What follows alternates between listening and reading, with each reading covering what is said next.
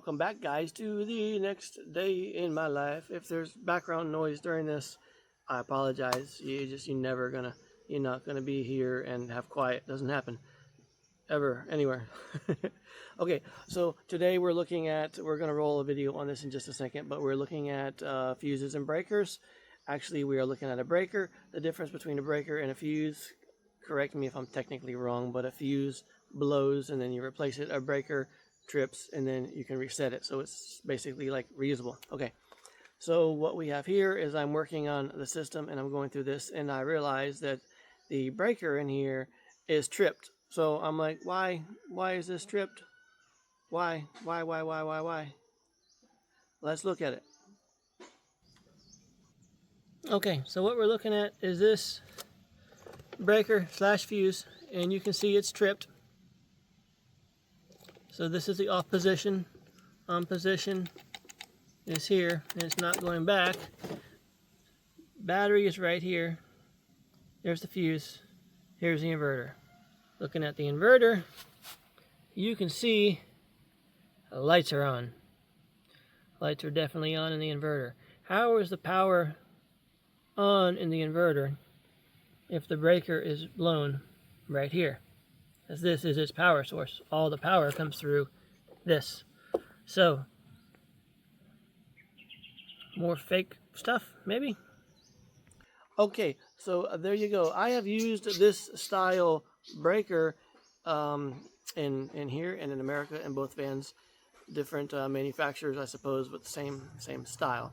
Haven't had any problems with it until now, when I noticed that this one here will not reset, and it is not in a fail-safe settings, because this one is failed and it won't reset, but it's powered on. If something happens to this, they should be designed where power off. Any kind of problem, something goes wrong, something goes bad with that, power off. And that's not the case, because you can see on that inverter the system is still running.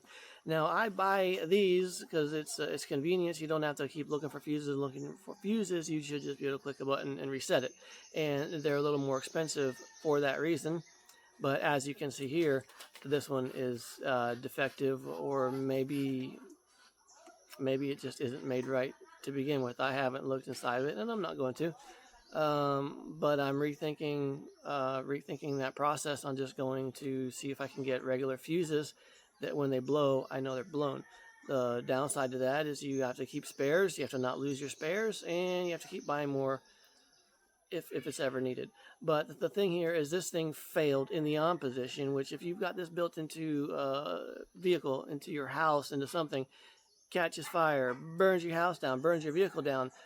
If you're in it, you die. So theoretically, this failure on this could lead to physical harm, could kill somebody.